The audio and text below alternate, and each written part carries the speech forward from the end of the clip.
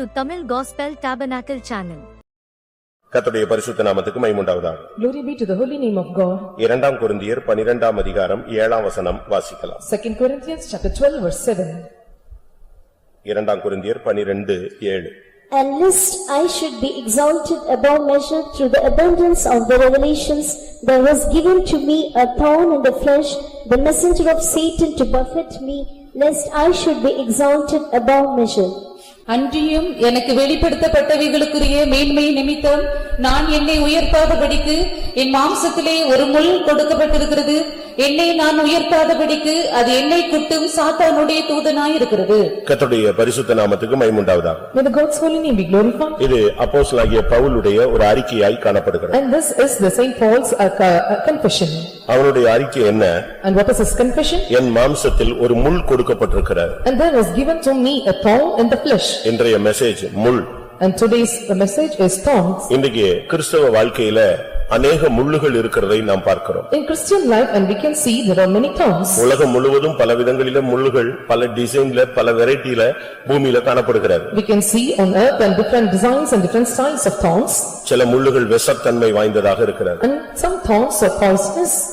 இவைகளெல்லாம் குத்துனா செத்தே போய்டுவா. When the thorn pricks us and we die.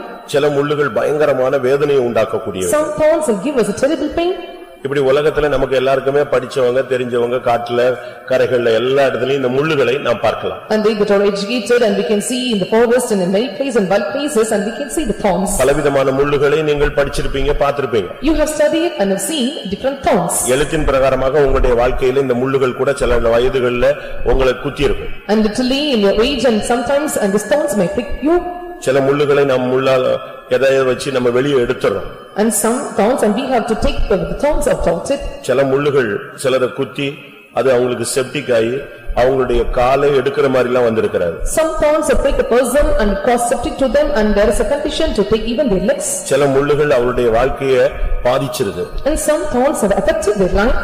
நான் விசுவாசியாக இருக்கும்போது ஒரு ஆஸ்பத்திரிக்கு போயிருந்த பொழுது When I was a believer and when I visited a hospital அங்க ஒரு சகோதரனுக்கு தோலை உரிச்சு வச்சிருந்தாங்க. and they have peeled the skin of a particular brother. தொடை வரைக்கும் தோலை உரிச்சு வச்சிருந்தாங்க. And they have peeled the skin near the thigh. அந்த முள்ளுடைய ஒரு பகுதி அது அப்படியே உள்ள ஏறிட்டே இருக்கு. The one part of the thorn is coming inside. இப்படி பல பாதிப்புகளை முள்ளுனால பாதிக்கப்பட்ட விசுவாசிகள் ஊழியக்காரங்களை பார்க்கலாம். And we can see many servants of God, believers, and they were affected by different kinds of thorns. இதெல்லாம் எழுத்தின் பிரகாரமான முள்ளுகள். And these are all the literal thorns. ஒரு சின்ன முள்ளு குத்திட்டா நீங்க உடனே கத்திடுவீங்க, உடனே அதை எடுத்துருவீங்க, எதையாவது ஒன்னு பிரயாசப்படுறீங்க. If you have thorns and literally and you will take some steps to take away the thorns because of the terrible pain. ஆனா இன்னைக்கு நான் பேச போறது ஆவிக்குரிய ஜீவியத்திலே உள்ள முள்ளுகள். But today I am going to speak about the thorns in your spiritual life. இங்கே ஒரு முள் குத்தப்பட்டதாக அவன் சொல்லுகிறான். Here he says that and the thorn was pricked him. அது என்ன முள்ளு? And what thorn it N was? மாம்சத்தில் ஒரு முள் கொடுக்கப்பட்டிருக்கிறது. And there was given to me a thorn in the flesh. அது என்னை குட்டுகிற சாத்தானுடைய தூதனாய் இருக்கிறது. And the messenger of the Satan to buffet me it was. இங்கே சொல்லப்பட்டதான இந்த முள் வியாதியை காண்பிக்கிறது. And here the thorn is mentioning about the sickness. கிறிஸ்தவ வாழ்க்கையில முள் என்பது ஒரு Poshan. This in Christian life and this thorn is one portion. இல்லாவிட்டா அவன் பூரணத்தை அடைகிற பாதையில ஒரு பாதை முள் நிறைந்த பாதை. Or to attain the perfection way and this is the thorn is a way towards him to lead the perfection. அது இந்த விதத்துல தான் வரணும் இப்படி தான் வரணும் அப்படினு ரூல்ஸ் எல்லாம் கிடையாது. And there are no rules and regulation that it should come in this way and that way. முள்ளு வந்து கால்ல தான் குத்தணும் அப்படினு ரூல்ஸ் கிடையாது. சைடுல போயும்போது சைடுல கூட கிழிச்சிட்டு போய்டும். And there are not rules that when the thorns have to prick on your legs and when you are going or moving it may come and prick your side. ஆனா முள்ளுகளை நீ கடக்க வேண்டியது கடமை. But it is your responsibility to pass over the thorns. இந்த பலவிதமான முள்ளுகளை குறித்து வேதத்திலே நாம் பார்க்கிறோம். We can see in the scripture the different aspects of different kinds of thorns. இந்த கால வேளையில இப்படிப்பட்ட முள்ளுகளினாலே பாதிக்கப்பட்டு வேதனை அடைந்து வியாகுலத்தோடு ஒரு கூட்டம் ஜனங்கள் இங்கே வந்திருக்கிறீர்கள். In this morning time they that are pricked by thorns and those who suffered and those who under the heaviness and you have come to the meeting. இந்த கூட்டம் முடியறதுக்குள்ள இந்த முள்ளுகள் புடுங்கப்பட வேண்டும் என்று நான் வாஞ்சிக்கிறேன். Before the end of the meeting I desire and these thorns to be pricked out. அது எந்த ஆழத்துல பதிஞ்சிருந்தாலும் அதை எப்படியாவது இன்னைக்கு வெளியே எடுக்கணும். Even it may go deep and it shall be come out in some other way.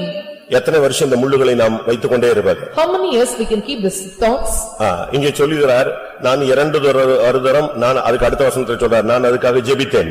And here he telling that I besought Lord thrice. நான் 3 தரம் நான் கர்த்தரிடத்தில் அதை வேண்டிக் கொண்டேன். And for this thing I besought the Lord thrice. ஆனா எனக்கு சரியான ரிசல்ட் கர்த்தர் எனக்கு தரல. But the Lord did not give me the better result. But என் கிருபை உனக்கு போதும்னு ஃபைனல் பண்ணி விட்டார். But finally he says that my grace is sufficient for thee. ஆனால் பின் நாட்கள்ல பேசும்பொழுது கர்த்தர் எனக்கு இறங்கினார் என்று பவுல் பேசுகிறார். And in the latter days when Paul is speaking and he says that and Lord have mercy upon me. ஒருவேளை ரட்சிக்கப்பட்ட காலங்கள்ல உங்களுக்கு சில முள்ளு குத்தி இருக்கும். Sometimes on the day of the salvation you got saved and the thorns have pricked you. ஒருவேளை இன்னும் அந்த முள்ளுனுடைய தாக்கம் அதனுடைய பாதிப்பு அதனுடைய வேதனை இன்னும் கூட வருஷக்கணக்கான கூட இருக்கலாம். The effects and cause and the problems of pains of the thorns may come with even the long years.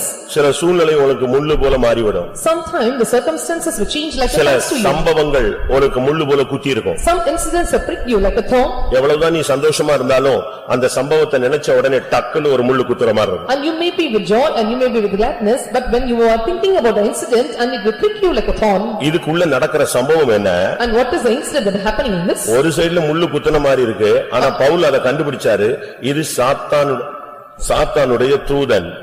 On one part and he thought that it was a thorn that is pricking me and he identified and it was the messenger of Satan to buffet இது him. என்னை குட்டும் சாத்தானுடைய தூதன்ங்கறத கண்டுபிடிச்சாரு. And he identified that this was the thorn and the messenger of Satan to முள் buffet இருப்பது him. தேவனுடைய திட்டம் அல்ல.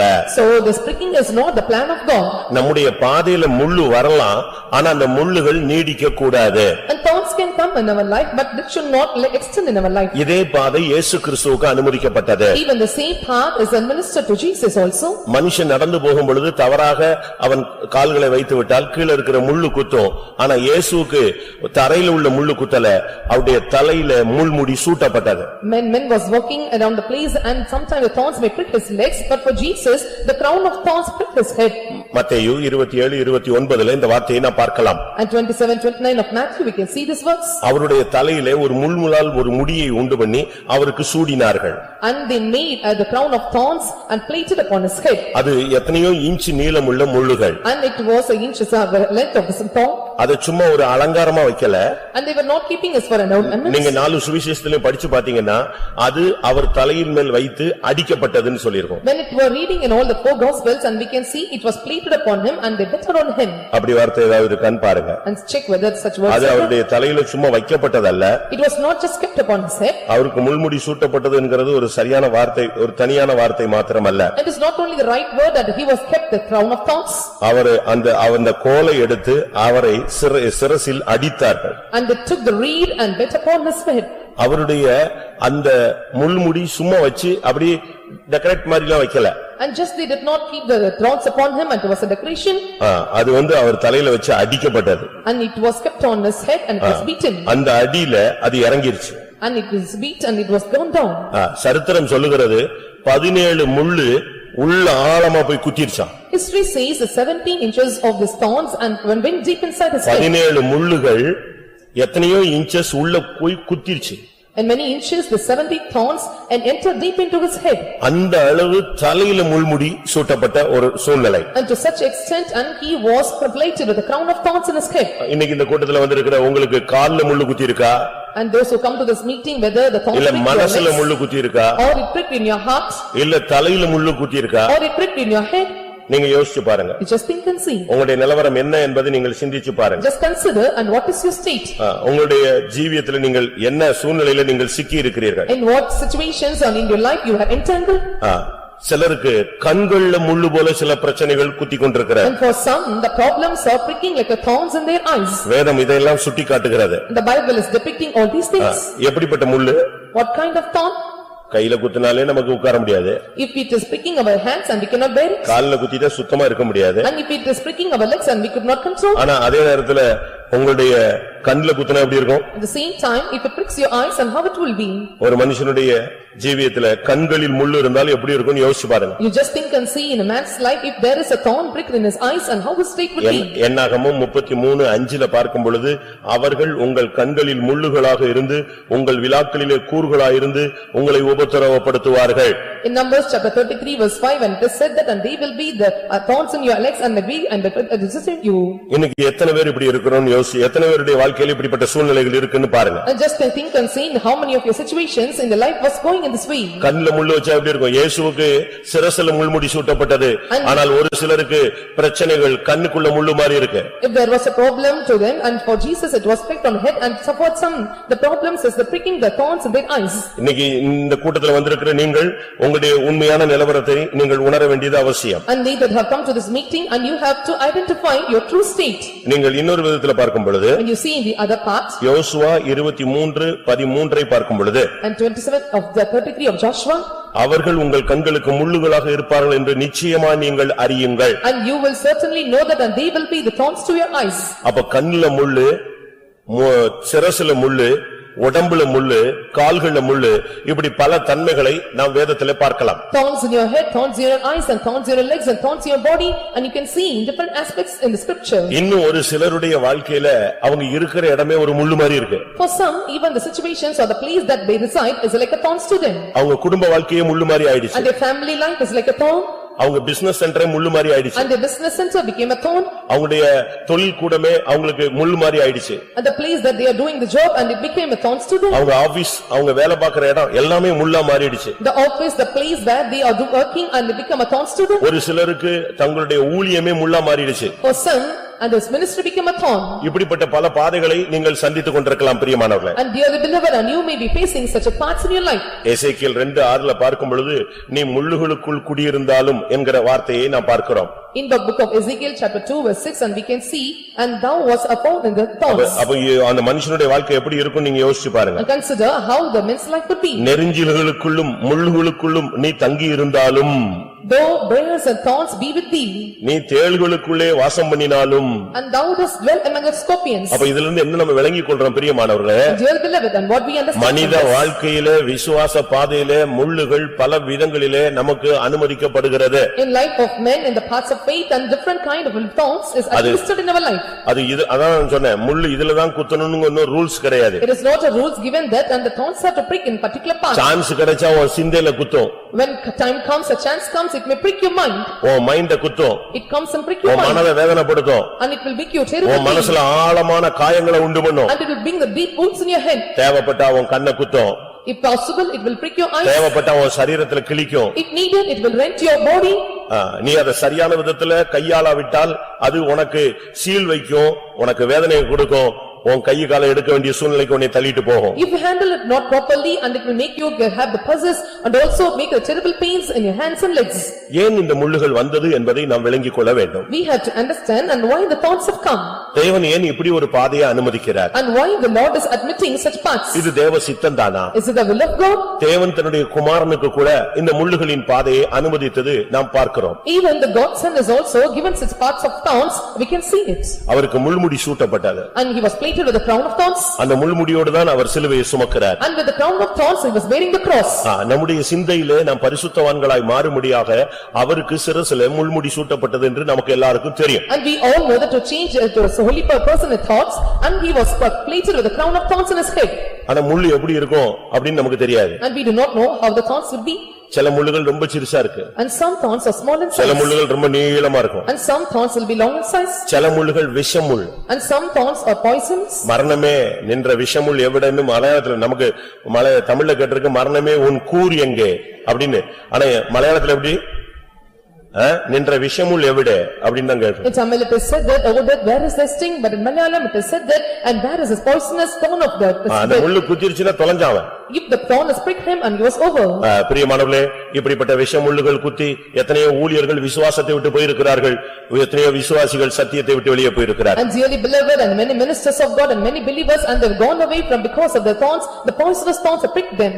இது ஏன் வருகிறது, எதனால் இது அனுமதிக்கப்படுகிறது, எவைகளெல்லாம் முள் என்று நீங்கள் இப்பொழுது அறிந்து கொள்ள வேண்டும். And why these are coming and why he is appointing to us and why it is admitted to us and why it is coming in our life and we have to understand this. நல்ல white and white போட்டு நல்ல ட்ரிம்மா பரப்பிட்டீங்க அழகா இன்னைக்கு ஒரு service பார்க்கலாம் வந்திருக்கலாம் And you have come with the thought that are coming in white and white garments and we can see a better service. முள்ளுகள்னு ஒண்ணே யாரோ பாதிக்கப்பட்ட ஒரு விசுவாசிக்காக இன்னைக்கு மெசேஜ் போகுதுன்னு நினைக்காத. நான் இப்ப சொல்ற முள்ளு ஓன்ட்டே இருக்குங்கறதை இப்ப நீ கண்டுபிடிச்சிடுவ. And telling that I am the thorn, for speaking about the thorn, don't think that I am speaking for the believers, those who are attacked by the thorns, and it is for everyone, those who come, those who are attacked by the thorns. உன்னுடைய ஊழியத்தோடும் ஜீவியத்தோடும் பல முள்ளுகள் போராடி கொண்டிருக்கிறார். In your life and many kinds of thorns are struggling with you. நீ இடம் கொடுத்தால் உன்னுடைய வருங்கால ஊழியத்தை நாசமாக்கி விடும். If you give room and it will spoil your future ministry. இந்த முள்ளுகள் உங்களுடைய வருங்காலத்தையே சூனியமாக்கி விடும். And these thorns will make none of your future.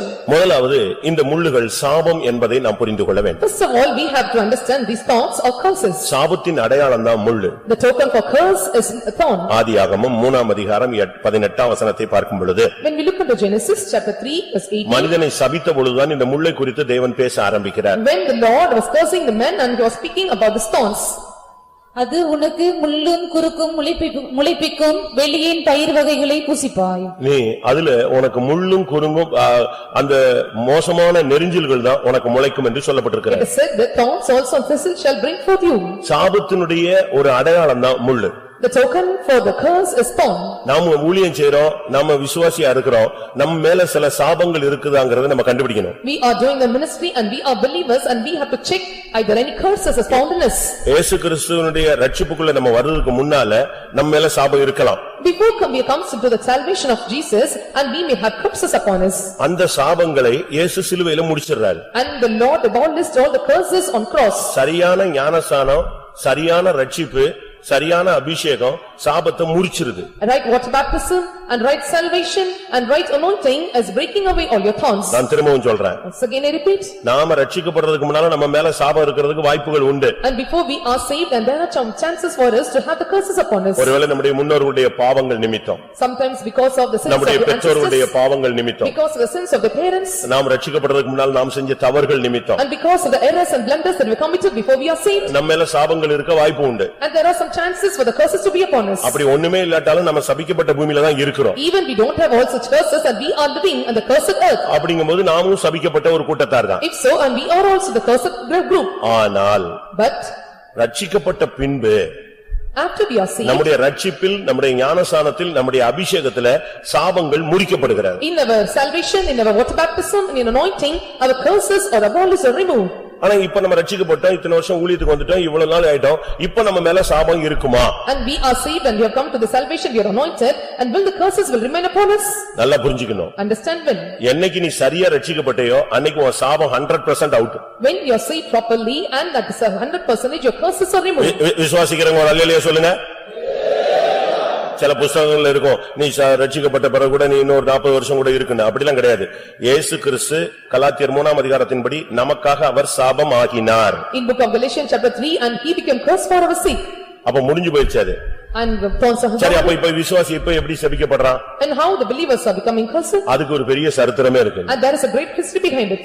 சபை கூடுதலை விட்டு விடுகிறவன் சபிக்கப்பட்டவன். ஒரு சர்வீஸ்க்கு நீ போகலன்னா ஒரு சாபம் வந்து உன் மேல ஒட்டிக்கும். If you attend not the service and the curse will come upon you. நீ இந்த மார்க்கத்துல இருந்துட்டு மத்தவனுக்கு துன்பப்படுத்தினீனா, அவன் ஆண்டவரே இப்படி பண்ணிட்டானே, இவன் விளங்குவானா அப்படின்னா அந்த சாபம் உன் மேல வந்து என்ன செய்யும்? பலிக்கும். Staying in this religion and if you are persecuting any people and the curses that he was giving and will come and prosper upon you. ஒருத்தன் வியாதிப்பட்டானா நீ அவனை போய் பார்க்கலன்னா அது ஒரு சாபம். அந்த சாபம் உன் மேல வரும்னு மத்தேயு 25 அதிகாரத்துல நீங்க படிக்கலாம். If you became sick, a person is becoming sick and if you are not visiting him and the curse will fall upon you, you can read this book of Matthew chapter 25. இடது பக்கத்தில் நிக்கிற வெள்ளாடுகளை பார்த்து அவர் சொல்லுகிறார், சபிக்கப்பட்டவர்களே, பிசாசுக்காக ஆயத்தமாக்கப்பட்ட இடத்துக்கு நீங்கள் போங்கள். அவங்க யாரு? வியாதியா இருந்த பார்க்காதவங்க, பசியா இருந்து பசிக்கு ஆகாரம் கொடுக்காதவங்க, தண்ணி கிடக்கும்போது தண்ணி கொடுக்காதவன், இவெல்லாம் யாரு? சபிக்கப்பட்டவன். Looking unto the word and he was telling that they that giveth not the water and they are the cursed. அப்ப இதுல இருந்து என்ன விளங்கிக் கொள்றோம்? And what do we understand from this? ரட்சிக்கப்பட்ட பின்பு நாம் தெய்வீகமாக வாழாத பட்சத்துல, சில காரியங்களை செய்யாத பட்சத்துல நாம் சபிக்கப்பட்டவர்களாய் மாறுகிறோம். After coming to the salvation, when we are not doing certain things in our life and we become the cursed. மத்தேயு 25:41 நீங்க இத பார்க்க முடியும். And you can read in book of Matthew chapter 25 verse 41. இவர்கள் இடது பக்கத்தில் நிற்கிறவர்கள். And they that right to stand at the left hand. அப்பொழுது இடது பக்கத்தில் நிற்பவர்களை பார்த்து அவர் சபிக்கப்பட்டவர்களே என்னை விட்டு. அப்ப இவங்களை பார்த்து என்ன சொல்றாரு? சபிக்கப்பட்டவர்களையும் பேசுறார். And looking into them and he calling them, he cursed. இவங்க சொல்றாங்க ஆண்டவரே நீங்க எப்ப பசியா இருந்தீங்க, எப்ப தாகமா இருந்தீங்க, எப்ப காவல்ல இருந்தீங்க, எப்ப வியாதியா இருந்தீங்க எங்களுக்கு தெரியாதே அப்படின்னு சொல்றாங்க. And they were asking, we knew not, and when we were stranger and naked and clothed with thee, and we knew not. அப்ப இயேசு என்ன சொன்னாரு? And Jesus replied, இந்த சிறியர்ல ஒருத்தன் கஷ்டப்படும்போது நான் தான் கஷ்டப்பட்டேன்னு சொல்றார். and he was answering that when they were among you a little was அப்ப இந்த மார்க்கத்துல வந்துட்ட பிறகு நீ உதவி செய்ய வேண்டிய நேரத்துல உதவி செய்யலன்னா நீ சபிக்கப்பட்டவன். After coming to this way and the time where we need to help, and if you did not help them, and you are a cursed. அநியாயமா இந்த மார்க்கத்துக்குள்ள வந்துட்ட பிறகு அநியாயமான ஒவ்வொரு செயல்களுக்கும் பிரதிவினை உண்டு.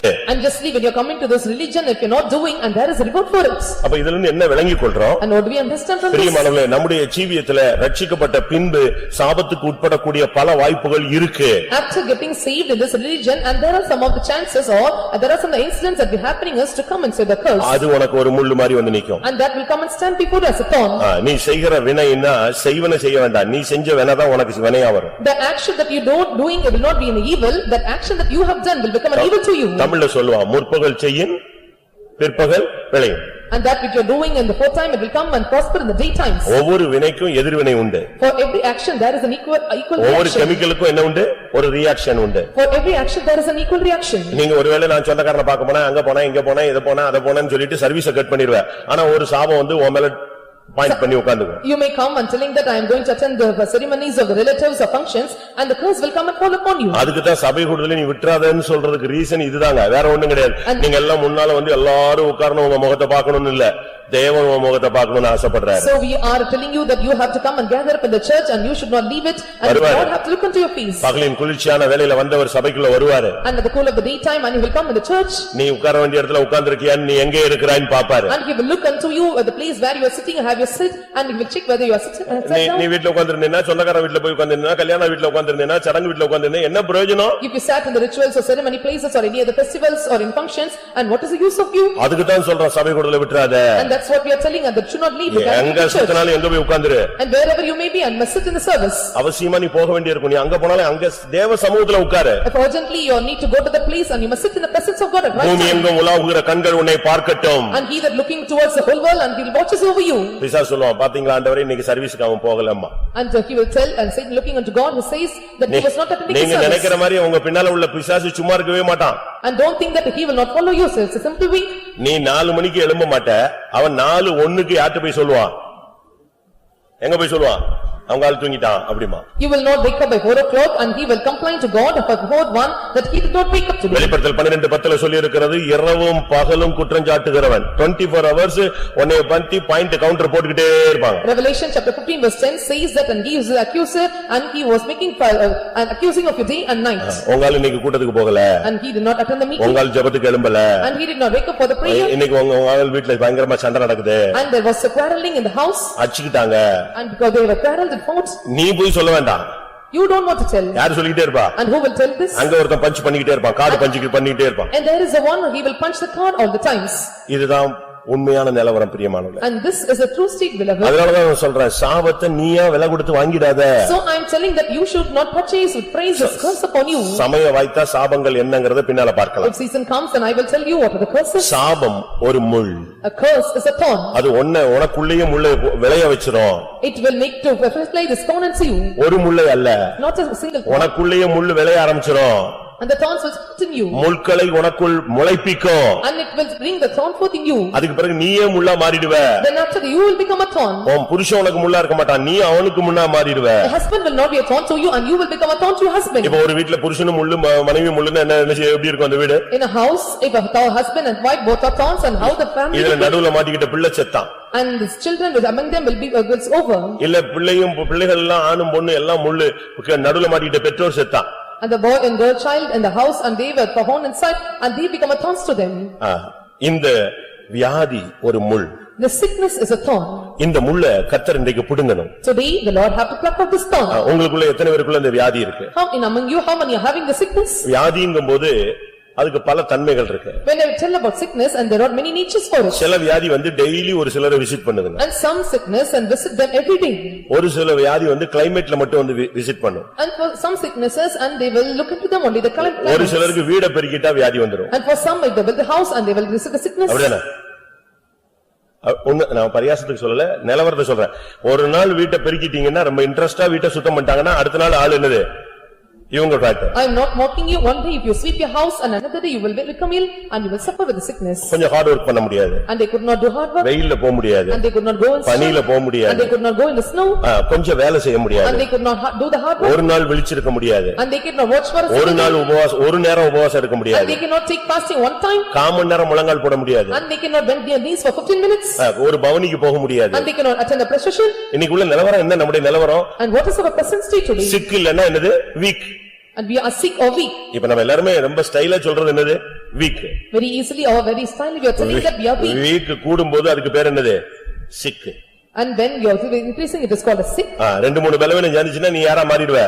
வியாதியஸ்தனாய் மாறி விடுவார். When 2 or 3 times comes and you become a sick person. அதனால முதலாவது இந்த முள்ளு பிடுங்கணும். So first of all and this thorns must be இந்த cut முள்ள out. வச்சுக்கிட்டு தான் பிசாசு எல்லா ஊழியக்காரங்களையும் விசுவாசிகளையும் டச் பண்ணிக்கிட்டே இருக்கான். Keeping this thorn and Satan is pricking every believers and saints of God. ஏதாவது ஒரு விதத்துல அவனை காயப்படுத்தணும், அது அவனுடைய நோக்கம். It is his purpose to prick him and wound him in any part. இதுக்கு அவன் காரணம் சொல்றான். And he is telling a reason behind this. ரெண்டு காரணங்களை பவுல் பேசுகிறார். And Paul is speaking 2 reasons. நான் என்னை உயர்த்தாதபடிக்கு. That I should not exalt myself. இந்த முள்ளுக்கான காரணத்தை அவர் கண்டுபிடிச்சிட்டான். And he identified the reason behind the thorn. இது எப்படி தேவன் நமக்கு அனுமதிச்சாருன்னு யோசிச்சு பார்க்கறான். And you think and see and how the Lord admitted to him. கடைசில அவன் சொல்றான், நான் என்னை உயர்த்தாதபடிக்கு இந்த சாத்தான் உள்ள வந்துட்டான். At last he says that and lest I should not exalt above my measure and he came inside me. எனக்கு கிடைச்ச பிரசங்கம், கிருபை, வல்லமை, வரங்கள், வெளிப்படுத்தப்பட்ட சத்தியங்கள் இவைகளின் நிமித்தம் நான் என்னை உயர்த்தாதபடிக்கு இந்த வல்லமை என்னோடு போராடுகிறது. All the sermons and truths and doctrines and abundance of the revelation that I should have upon me, that I should not exalt me and this thorn is pricking me. அப்ப முள்ளு வந்து ஒரு என்னது? ஒரு speed break. So for thorn is a speed break. நீ போற வேகத்துல slow பண்ணு, நீ உன்னை உயர்த்தாதங்கிறதுக்கு எதை கொடுக்கறாரு? ஒரு முள்ள கொடுக்கறாரு. And the speed that you take that will slow you down and he was giving you thorns. Speed break கொடுத்தா பரவாயில்ல, சாகறதுக்கு கொடுத்துற கூடாது. And if he was given speed break doesn't matter and it should not make you to die. நான் ஒரு நாள் போயிட்டு இருக்கும்போது ஒரு சகோதரன் வேகமா மனைவியோடு போயிட்டு இருந்தார். And one day I was traveling, I was seeing a husband was going with wife. குழந்தை அந்த வண்டியில இருந்துச்சு. And the child was sitting in. அது நைட் ஒரு 9:30 மணி இருக்கும். And it was 9 to 9:30. நானு என் வண்டியை தாண்டி தான் அவர் போறாரு. And crossing my vehicle and they were moving. அவர் ஒரு அவிசுவாசி. And he was an unbeliever. நல்ல ஸ்பீட்ல போகும்போது அவர் ஸ்பீட் பிரேக்கை கவனிக்கவே இல்லை. And when he was going in full speed and he did not listen the speed breaker. இவன் பாட்டுக்கு ஏறி குதிச்சிட்டான். And he jumped over it. இவன் ஏறி குதிச்சிட்டானா ஒய்ஃப் கீழே குதிச்சிருச்சு. And the wife fell down.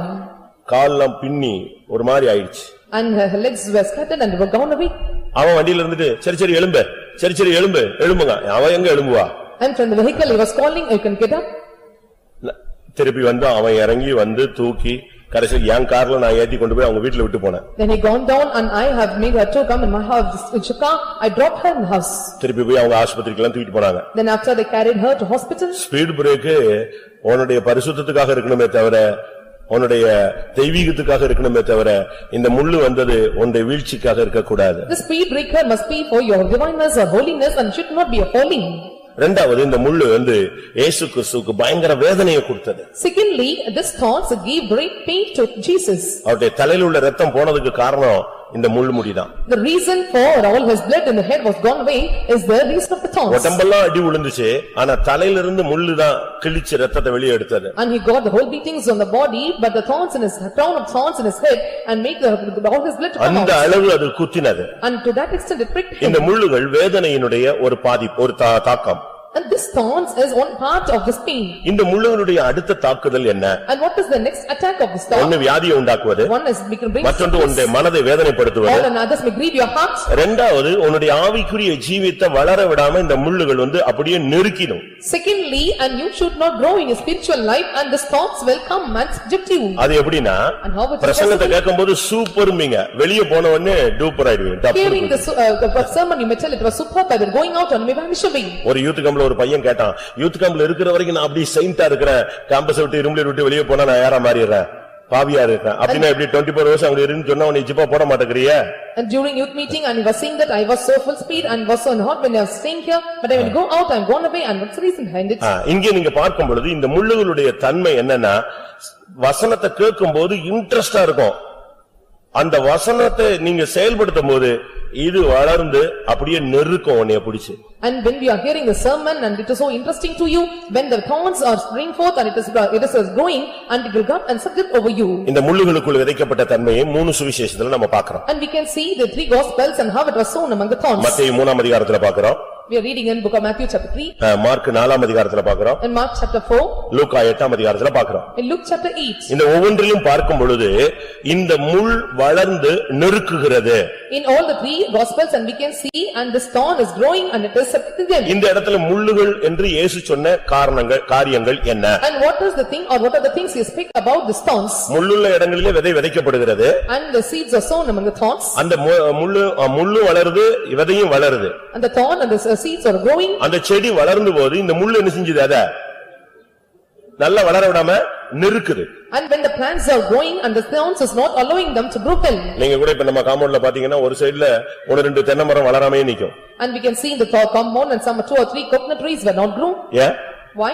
மத்த மரம் வளர்ந்துருச்சு, இத வளர விடாது. Other trees grown and it was not allowing the coconut tree. அதுபோல இந்த முள்ளு வளர்ந்துட்டா வசனத்தின்படி உள்ள வாழ்க்கையை உன்னால வாழ முடியாது. When the thorns are growing and you cannot live the word according to the word of God. மத்தேயு 13:22 இந்த முள்ளுகள் ரெண்டு முள்ளுகளை குறித்து பார்க்கிறோம். And we can read about book of Matthew chapter 13 verse 22 about the thorns which is growing. முள்ளுள்ள இடங்களில் விதைக்கப்பட்டவன் வசனத்தை கேட்கிறவனாயிருந்தும் உலக கவலையும் ஐஸ்வரியத்தின் மயக்கமும் வசனத்தை நெருக்கி போடுகிறதினால் அவனும் பெலனற்று போவான். அந்த முள்ளுகள் என்னது? இந்த வசனத்தை நெருக்கிற முள்ளு என்னது? உலக கவலை, ஐஸ்வரியத்தின் மயக்கம். And what is choking the word of God? It is care of this world and deceitful of riches. முள்ளுனா பக்கத்து வீட்டுக்காரி கூட வேலை பார்க்கறவன் அப்படிலாம் நினைச்சிராதீங்க. அதெல்லாம் ஒரு முள்ளு. இன்னொரு முள்ளு உலக கவலை ஒரு முள்ளு. And don't think the thorns of your neighbors are they that are pricking you and these are the cares of the world. உனக்கு பணம் வசதி எல்லாம் கொடுத்துட்டாரு பாரு, நீ அதுக்குள்ளேயே முழுகுறிய. ஐஸ்வரியத்தின் மயக்கம் அது ஒரு முள்ளு. The Lord has given you all luxuriousness and money and everything and these are all the deceitfulness of your riches. இந்த முள்ளெல்லாம் ரொம்ப டெக்னிக்கா குத்தும். And this the thorns will prick us. இது வெளிய பார்த்தா உனக்கு எப்படி தெரியாது? வெளிய பார்த்தா உனக்கு எப்படி தெரியாது? முள்ளு மாதிரி தெரியவே தெரியாது. When you see outside and it will not be seen like a thorn to you. ஆனா சரியா குத்த வேண்டிய இடத்துல குத்திரும். But the place where it shall prick it will prick. இந்த உலக கவலையும் ஐஸ்வரியத்தின் மயக்கமும் வசனத்தின்படி வாழ விடாமல் உன்னை நெருக்குகிற முள்ளுகள். And these are the thorns that when you hear it, the scare of this world and the circle of riches is choking you, that choking the word of God that should not live according to God. இப்ப நீங்க பாருங்க, உங்க வீட்ல முள்ளு இருக்கா, உனக்குள்ள முள்ளு இருக்கான்னு பாருங்க. And check and see whether the thorns in you or in your house. கர்த்தர் உனக்கு பணம் கொடுப்பாரு. The Lord will give you money. வண்டி கொடுப்பாரு. And he will give you vehicle. வீடு கொடுப்பாரு. He give you house. தேவைகள் எல்லாம் கொடுப்பாரு. He gives all your supplies. கர்த்தரின் ஆசீர்வாதம் ஐஸ்வரியத்தை தரும். And the evidence will give the riches. கொடுக்கிற தெய்வம் கூரையை பிடிச்சிட்டு கொடுப்பாரு. The Lord who giveth you and ஆனா நீ அதுல மயங்கிட்ட, அதுதான் உனக்கு முள்ளு. But when you faint in all this and that become a thorn to you. ஐஸ்வரியத்தின் மயக்கம் உன்னுடைய ஆவிக்குரிய வாழ்க்கையை நெருக்கிடும் முள்ளு போல. This deceitfulness of riches and will come and choke your spiritual life. ஒரு சிலருக்கு ஒண்ணுமே தேவன் கொடுக்கிறது இல்ல. For some the Lord have given the thorns. அந்த கவலையிலேயே அது ஒரு முள்ளு. And with this burden and this is the thorns to them. கவலைப்படுகிறதுனால ஒரு முளத்தை உன்னால என்ன செய்ய முடியாது? கூட்டவும் முடியாது, குறைக்கவும் முடியாது. When the cares are increasing and you cannot increase the meat or increase the meat. என்னடா இது இப்படியும் போக விட மாட்டேங்கிறாரு, இப்படியும் போக விட மாட்டேங்கிறாருங்கறீங்களா? You are telling that and he is not making it to go this way and that way. வறுமையும் முள்ளுங்கற, வசதியும் முள்ளுங்கற, அப்ப நான் எங்க தான் போறது? Poverty is thorn and riches is also thorn and where I can go?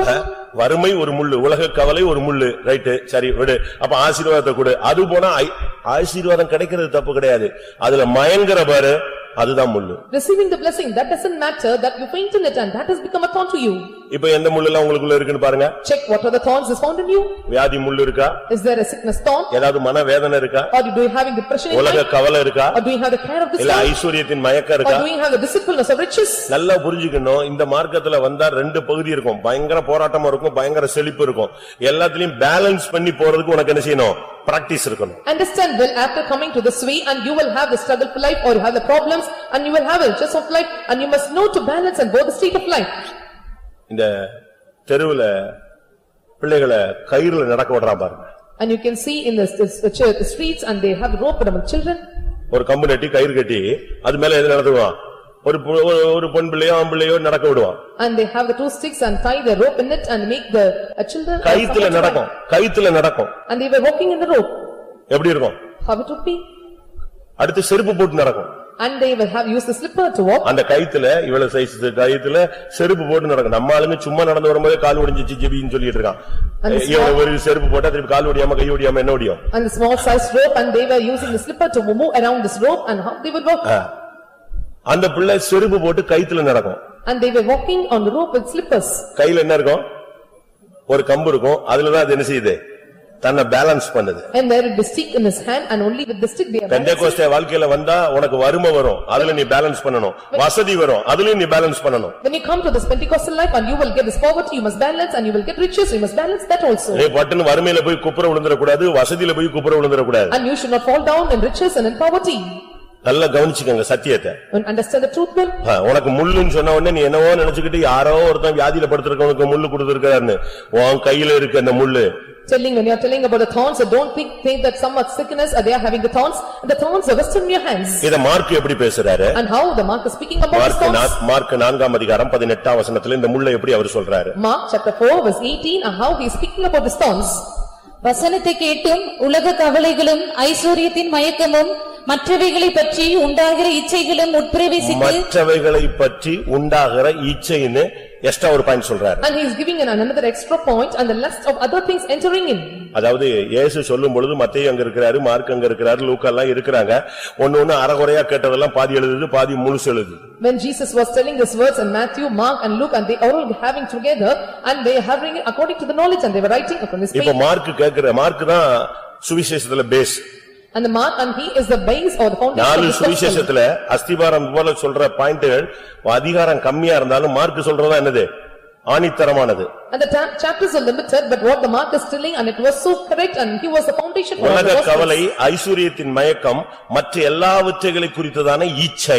Cares of this world and deceitfulness of riches and lust of other things that is entering in. ஒரு ஆவிக்குரிய மனுஷனுக்குள்ள இச்சை வந்துருச்சுனா அது ஒரு முள்ளு, அவனுடைய பலூனை பட்டுன்னு உடைச்சிரும். If the lust enters into a spiritual man, and it is a thorn, and it will come and break his life. அவனுடைய தெய்வீகம் என்கிற பலூனை ஒரே செகண்ட்ல டப்புன்னு உடைச்சிரும். And it will break away the strength of his divineness in him in a second. அவன் காப்பாத்தி வச்சிருக்கிற பரிசுத்தத்தை உடைச்சிரும். And it will break away the holiness that he has preserved till now. அவன் ஸ்டாண்ட் பண்ணிட்டு இருக்கிற பிரதிஷ்டையை உடைச்சு விட்டுரும். And it will cut off the consecration of standing it. அதனாலதான் இந்த முள்ள நீ கவனமா பார்க்கணும், எந்த முள்ளு குத்துதுன்னு. So you have to watch carefully, and what thorns are pricking you. வியாதி என்கிற முள்ளா, Is the sickness thorns? மன போராட்டம் என்கிற முள்ளா, Or is the thorns of the depression of உலக mind? கவலை என்கிற முள்ளா, Or it is a thorn of the care of this world? ஐஸ்வரியத்தின் மயக்கம் என்ற முள்ளா, Or it is a thorn of the deceitfulness of the இல்லாவிட்டால் world? இச்சை என்கிற முள்ளா. Or it is a thorn of lust? இந்த முள்ளு குத்தும் போதுதான் நீ மரணத்தை நோக்கி போகிறாய். When this thorn is pricking, and you are passing towards the death. இச்சையானது கற்பம் தரித்து பாவத்தை பிறப்பிக்கும். And this lust conceive and bring forth the sin. பாவம் பூரணமடையும் பொழுது அது மரணத்தை பிறப்பிக்கும் என்று யாக்கோபு 1ஆம் அதிகாரத்துல பார்க்கிறோம். When the sin is perfected, and it brings death, and we can see in book of James chapter 1. அப்ப இதுல இருந்து என்ன விளங்கிக் கொள்றோம்? And what we understand from this. இச்சை தான் தொடக்கம். And this lust is the இந்த beginning. முள்ளு குத்திருச்சுன்னு சொன்னா உனக்குள்ள பாவம் வந்துரும். When this thorn prick you, and the sin enters you. இந்த பாவத்தை நீ சரியா புடுங்கலனா அது உனக்கு மரணத்தை கொண்டு வரும். When you pluck not the thorns sin properly, or sin properly, and it brings death in you. அதனாலதான் மற்ற எந்த காரியங்களை குறித்த இச்சை உன்னை நெருக்கும். So that is what in the matters that the lust may come and choke you. இத லூக்கா எப்படி எழுதுகிறாரு? And how Luke have written this? லூக்கா 8ஆம் அதிகாரம் 14ஆம் வசனம். And book of Luke chapter 8 verse 14. நான் என் சவுண்ட கூட்டுறேன்னா நீங்க யாரோ தூங்குறீங்கன்னு அர்த்தம். கரெக்ட்டா? டென்ஷன் ஆகுறேன்னு அர்த்தம். சவுண்ட கூட்டுறேன், அப்படியாவது நீ எழும்பிரு அப்படின்னு. லூக்கா 8:14. முள்ளுள்ள இடங்களில் விதைக்கப்பட்டவர்கள் வசனத்தை கேட்கிறவர்களாய் இருக்கிறார்கள். கேட்டவுடனே போய் பிரபஞ்சத்திற்குரிய கவலைகளினாலும் ஐஸ்வரியத்தினாலும் சிற்றின்பங்களினாலும் நெருக்கப்பட்டு. சிற்றின்பங்கள் ஒரு முள்ளு. Pleasures of this life is a thorn. அது என்ன சிற்றின்பம்? And what the pleasures are? சிற்றின்பம்னா என்ன? And what is the pleasure? இன்பம், சிற்றின்பம், பேரின்பம் இப்படிலாம் நீங்க பைபிள்ல பார்க்கலாம், உலகத்திலயும் பார்க்கலாம். And you can see joy and exceeding joy and this pleasure in this world. இந்த சிற்றின்பத்துக்கு ஒரு விளக்கம் எப்படி கொடுத்திருக்குன்னா, And one explanation for this pleasure and how it is given. இவர்கள் ஒரு நாள் வாழ்வை இன்பம் என்று வாழ்கிறவர்கள். And they that live the one single day life as a pleasurable life. ஒரு நாள் தானங்க, ஒரு நாள்னா பரவாயில்ல, தப்பு இல்ல அப்படிங்கிற மாதிரி ஒரு ஆளுங்க, இவங்க எல்லாம் உல்லாச வாழ்க்கை வாழுகிறவர்கள். And one day it doesn't matter, and they were living in the pleasurable life. 2 பேதுரு 2ஆம் அதிகாரம் 13ஆம் வசனம். 2 Peter chapter 2 verse 13. இவர்கள் ஒரு நாள் வாழ்வை இன்பம் என்றெண்ணி கரைகளும் லட்சைகளுமாயிருந்து உங்களோடே விருந்துண்கையில் தங்கள் வஞ்சனைகளில் உல்லாசமாய் வாழ்கிறவர்கள். ஒரு நாள் வாழ்வில இன்பமா இருக்கிறது தான் சிற்றின்பம். கொஞ்ச நேரத்துக்காக, சில நிமிடங்களுக்காக, சில மணி நேரங்களுக்காக, சில மனிதர்களுக்காக இன்பம்க்கு இடம் கொடுக்கறீங்க பாருங்க, அதுக்கு பேர் தான் சிற்றின்பம். And giving room for joy for a second, for a minute, and for the pleasures of the enjoying the pleasures with men for a while, and that is the thing that you are giving pleasure for the daytime. இது ஒரு முள்ளு. And this is a thorn. இது உனக்கு தெரியாது, ஏதோ ஒரு பிசாசு போராட்டம், ஒண்ணும் கிடையாது. இது ஒரு முள்ளுன்னு தான் பைபிள் சொல்லுகிறது. You know not about this, and you may think that this is a struggle of the devil, but this is a thorn. ஒரு நாள் வாழ்வை இன்பம் என்று எண்ணுவது. And they count the pleasure to riot in the daytime. ஒரு சகோதரன் நமக்கு விசுவாசியா இருந்தாரு. A believer, a particular brother was our a வந்து believer. BSFல கமாண்டரா இருந்தாரு. And he was in a commander in BSF. அவர் வேலையெல்லாம் விட்டு இங்க வந்து செட்டில் ஆயிட்டாரு. And he retired from the job and he was settled here. நல்ல மனுஷன். And was a good person. சபையில ஒரு பிரச்சனைனா நிப்பான் மனுஷன். In any problem in the church, and he will stand in the church. பாட்டெல்லாம் படிக்கும்போது அப்படியே இந்த நம்மள மாதிரி சும்மா அப்படியே பேக் மாதிரிலாம் படிக்க மாட்டாரு. பாட்டை பாடி ரசிச்சு ருசிச்சு அழுதுருவான் அந்த வார்த்தையோட சேர்ந்து. When he was singing a song, and he will not sing in an ordinary way, and he will enjoy the song, and he will feel it, and he will mention, and he will tears when he sings song. John டீஸ்னு ஜெபிக்க கூப்பிட்டாங்க. And when he was John Dees, and John, அவருக்கு வந்து மஞ்ச காமாலை, and he got jaundice, and he asked him to pray for it. அப்ப நான் ஜெபிக்க போனேன். And I went to pray. ஜெபிக்க போனபோது அவர் முழங்கால் போட்டு அறிக்கையிட ஆரம்பிச்சிட்டான். And when I prayed, and he knelt down and prayed. இது வந்ததுக்கு காரணம் எனக்கு தெரியும். I want to know the reason for this disease. என்ன பிரதர் சொல்லுங்க. And he asked, what is that? இல்ல ரொம்ப நாள் நான் வந்து BSFல ரட்சிக்கப்படுறதுக்கு முன்னால குடிச்சேன். And before I got saved, when I was in BSF, I drank. ரட்சிக்கப்பட்ட பிறகு அதை விட்டுட்டேன். And then I was saved and left it. அதுக்கப்புறம் நான் வேலையெல்லாம் விட்டு இங்க வந்துட்டேன். Then after leaving my job, I came to this place. But last week BSFல உள்ள பெரிய பெரிய ஆளுங்க எல்லாம் சென்னையில ஒரு புரோகிராமுக்கு வந்தாங்க. And all the officers in the BSF, and they attended the program in Chennai. சரி, பழைய ஃப்ரெண்ட்ஸ் நான் பார்க்க போனேன். And I went to meet all my old friends. பார்க்க போன இடத்துல ஒரு பார்ட்டி வச்சாங்க. The place where I met, they had a party. எல்லாரும் அடிச்சாங்க. And they all had this. என்னை ரொம்ப கம்பல் பண்ணாங்க. ஒரு நாள் தான் சொன்னாங்க. அதனால நான் என்ன பண்ணிட்டேன், ஷேர் ஆயிட்டு They compelled me to drink, and so I also shared among them. அவன் பார்ட்டிலாம் அட்டெண்ட் பண்ணிட்டு போயிட்டான். நான் எதை வாங்கிட்டு வந்துட்டேன், வீட்டுக்கு வந்தவனே ஜாண்டிஸ் வந்துருச்சு. அது எப்படி ஆண்டவர் விடுவாரு? நீ வந்து ஞானசானம் எடுத்தாள் கொன்றுவாரு உன்னைய. They attended the party, and they left, and I got this jaundice when I attended the party, and I took a water baptism, and the Lord had made to come this disease. அப்பனா wife எப்படி திரும்பி பாக்குது, ஓஹோ தண்ணி அடிச்சீங்களா, அச்சர்தான். And when the wife was turning over, சொல்லவே இல்லையே, அவன்கிட்ட எப்படி சொல்ற, நீ சொன்ன பேப்பர்ல எல்லாம் போட்டுருவ. And it was not informed to his wife. அதனால அவன் அப்படியே வேற வழி இல்லாம இன்னைக்கு என்ன இப்ப ஜாண்டிஸ் படுக்க வச்சிருச்சு, எலும்பு விட மாட்டேங்குது. இப்போ அறிக்கை செஞ்சாதான் போகுங்கிற கண்டிஷன் வந்த உடனே ஐயா அறிக்கை செய்ய ஆரம்பிச்சிட்டாரு. And when he got the profession that he had to confess, and he started to confess that the original thing of him. அது வரலன்னா இவர் அறிக்கை செய்ய மாட்டாரு, காலரை தூக்கி விட்டு போய்கிட்டே இருப்பாரு, கர்த்தர் மன்னிச்சிட்டாரு இருப்பாரு. And he will not confess a thing, and he will tell the caller. ஆண்டவர் வந்து குருடு இல்ல. And God is not a blind. ஆண்டவர் ஒன்னும் செவிடு கிடையாது. And he is not a deaf. ஆனா மௌனமா மட்டும் இருப்பாரு. But he keeps silent. நான் திரும்பவும் சொல்றேன். Once again I repeat. ஆண்டவர் குருடும் கிடையாது, செவிடும் கிடையாது. ஆனா எப்படி இருப்பாரு, சில டைம் மட்டும் மௌனமா இருப்பாரு. ஆனா டைம் வரும் பொழுது பாயிண்டா எடுத்து வைப்பாரு. God is neither blind or nor deaf, and whether he keeps silent when the time comes, and he will tell point by point. இத நீங்க சங்கீதத்துல தெளிவா பார்க்கலாம். And you can see in book of Psalms நீ clearly. இவைகளை எல்லாம் செய்யும் பொழுது நான் மௌனமாய் இருந்தேன். When you did all these things, and I was silent. ஆனா நீ நினைச்சது என்னன்னா சாகுற வரைக்கும் நான் மௌனமா இருப்பேன்னு நினைச்சிட்டா, அதான் தப்புங்கறாரு. What you thought that until your death, and I will keep silent. 50ஆம் சங்கீதம் 21ஆம் வசனம். Psalms 50 verse 21. இவைகளை நீ செய்யும்போது நான் மௌனமாயிருந்தேன், உன்னை போல் நானும் இருப்பேன் என்று நினைவு கொண்டாய். ஆனாலும் நான் உன்னை கடிந்து கொண்டு அவைகளை உன் கண்களுக்கு முன்பாக ஒவ்வொன்றாக நிறுத்துவேன். நீ செய்யும் போது மௌனமா இருந்த, நீ என்ன நினைச்சிட்ட, கடைசி வரைக்கும் மௌனமா இருப்பேன்னு நினைச்சிட்ட. ஆனா டைம் வரும்பொழுது ஒன்னொன்னையா கொண்டு வந்து என்ன செய்வேன், நிப்பாட்டுவேன். And thou hast thought that, and I will keep silence until my death, and you will be silent, but when the time comes, I will reprove everything one by one. இதை ஏசாயா தீர்க்கதரிசி எப்படி சொல்றான்? And how the prophet Isaiah is telling about this? ஏசாயா 57:11. And 57:11 of Isaiah. நீ யாருக்கு பயப்படுகிறாய்? யாருக்கு அஞ்சி பயப்படுகிறாய்? அதுலதான் இருக்கு, அஞ்சி இல்ல, அஞ்சி. வாசி 11. நீ பொய் சொல்லுகிறாயே, நீ என்னை நினையாமலும் உன் மனதிலே வைக்காமலும் போகிறாய். நான் வெகு காலம் மௌனமாயிருந்தேன் அல்லவா, ஆகையால் எனக்கு பயப்படாதிருக்கிறாய். எப்படி? நான் ரொம்ப நாள் மௌனமா இருந்ததுனால நீ எப்படி இருக்கிற, பயப்படாம துளிர் விட்டு துணிஞ்சு செஞ்சுக்கிட்டே வரேன்னு சொல்றாரு. I held my peace even of old, and thou fearest me not, and you were presumptuously doing all these things. ஒரு சிற்றின்பம் உனக்கு ஒரு முள்ளு அது உன் வாழ்க்கையை பாதிச்சிரும். A pleasure is a thorn, it will affect your life. எந்த முள்ளு உனக்குள்ள குத்திட்டு இருக்குன்னு பாரு. You just think and what thorns is found in you. சிலருடைய முள்ளுகள்லாம் உள்ளே இருக்கு. For some the thorns are resting in them. அது டைம் வரும்பொழுதுதான் அழுக ஆரம்பிக்கும். When the time comes it will start shout and cry. அது உள்ளே இருந்துகிட்டே இருக்கும். It will remain inside. தயவு செய்து உங்களுடைய முள்ளுகளை இன்றைக்கு பிடுங்க, தேவனுக்கு இடம் கொடுங்கள், இல்லாவிட்டால் நீங்கள் பிடுங்குங்கள். Give room for God to pluck out your thorns or you yourself pluck the thorns of the tree. ஓசியா 2ஆம் அதிகாரத்தை நாம் பார்க்கும் பொழுது When we look at the book of Hosea chapter 2. 6ஆம் வசனத்தை பார்க்கும் பொழுது Hosea chapter 2 verse 6. ஆகையால் இதோ நான் உன் வழியை முள்ளுகளினால் அடைப்பேன். உன் வழிகளை நான் முள்ளுகளினால் அடைப்பேன்னு தன்னுடைய ஜனத்தை பார்த்து கர்த்தர் பேசுறாரு. And God speaking unto his people, therefore behold I will hedge thy people the way of thorns. நான் உன் வழிகளை முள்ளுகளினால் அடைப்பேன். I will hedge up thy way with thorns. ஏன் ஒரு தேவனுடைய பிள்ளையினுடைய வழியை கர்த்தர் முள்ளு வச்சு அடைப்பங்கறாரு? And why the Lord is telling to the child of God and I will hedge the thorns. உங்களுக்கு முந்தின வசனங்கள்ல பாத்தீங்கன்னா வேசித்தனம் விபச்சாரம் என்ற வார்த்தை சொல்லப்படுகிறது. When you read it above verses and we can see about the whoredoms and the adultery. ஆவிக்குரிய வாழ்க்கையில வந்துட்ட பிறகு விபச்சாரம் வேசித்தனத்துக்கு இடம் கொடுத்தீனா அது ஒரு முள்ளு.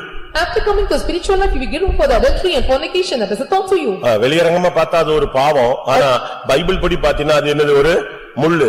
அந்த விபச்சார வேசித்தனம் உன்னை குத்தி குத்தி குத்தி உன்னை பாவியா மாத்திரும். Outwardly when we see in the worldly type and it is a sin, but in the scripture is saying that it is adultery or fornication, it is a thorn that is pricking you, it will prick you and it will prick you to spoil. அதனாலதான் நம்ம இந்த விஷயத்துல ரொம்ப கவனமா இருக்கணும்னு சொல்றோம். So we have to take heed in this matter. அவசியம் இல்லாம பேசாத, and without any need to அவசியம் இல்லாம போன் பேசாத, and without emergency don't call, தேவையில்லாத இடத்துக்கு போகாத, and don't go in a necessary place, அவசியம் இல்லாத ஆளுங்கள்ட்ட நீ பழகாத, and don't have the practice with other people, ஜெபத்தோடு இரு, be in prayer, உபவாசத்தோடு இரு, and be with fasting. உனக்கு வேலை இல்லையா பேசாம வீட்ல என்ன செய், ஜெபம் பண்ணு. If you don't have any job or work and stay at house and pray, இல்லனா பேசாம வீட்ல ரெஸ்ட் எடு, or you stay in your house and take rest. Time இருக்கு, டைம் பாஸ் பண்ணனும் அப்படி இப்படின்னு சொல்லி போய் எங்கேயாவது விபச்சார வேசித்தனத்துல சிக்கிடாத. You have time that you are having things and you don't be entangled in any such kind of fornication or adultery.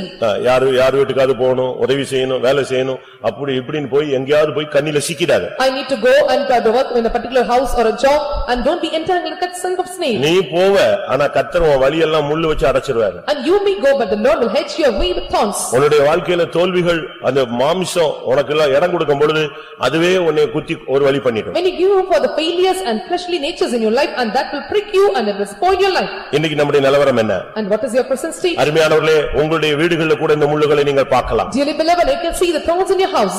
வேதம் சொல்லுகிறது, Scripture is telling, உன்னத பாட்டு 2ஆம் அதிகாரம் 2ஆம் வசனத்தை பார்க்கும் பொழுது, when you look into Song of Solomon chapter 2 verse 2, அங்க ஒரு முள்ளு அறிமுகப்படுத்தப்படுகிறது.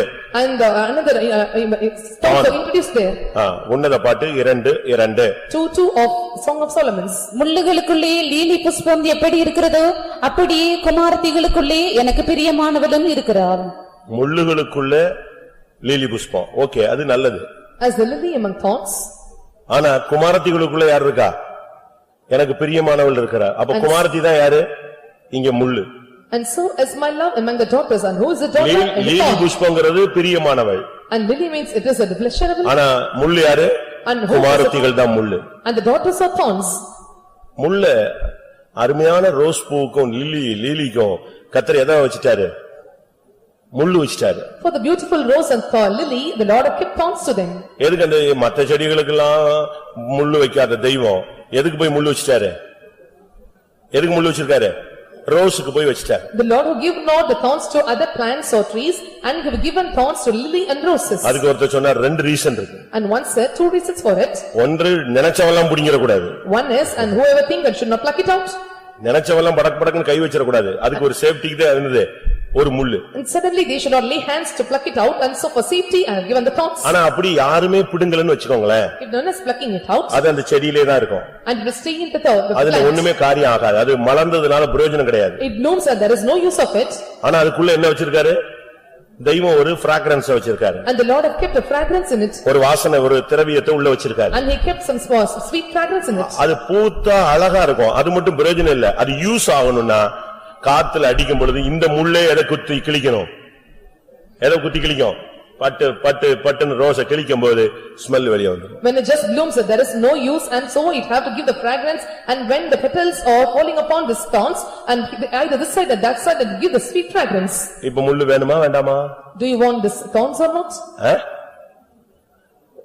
அதாவது உன்னைய டக்குன்னு ஒருத்தன் கை வச்சிடக்கூடாது, அதுக்காகவும் உன்னை வச்சிருக்கிறாரு. அதே நேரத்துல நீ ஒண்ணுமில்லாமையும் போயிடக்கூடாது, நீ வாசனையும் வீசணும், இதுக்கும் உள்ள அனுமதிக்க. Suddenly one should not lay hands upon you and you must give a sweet fragrance, and so he kept the thoughts of you.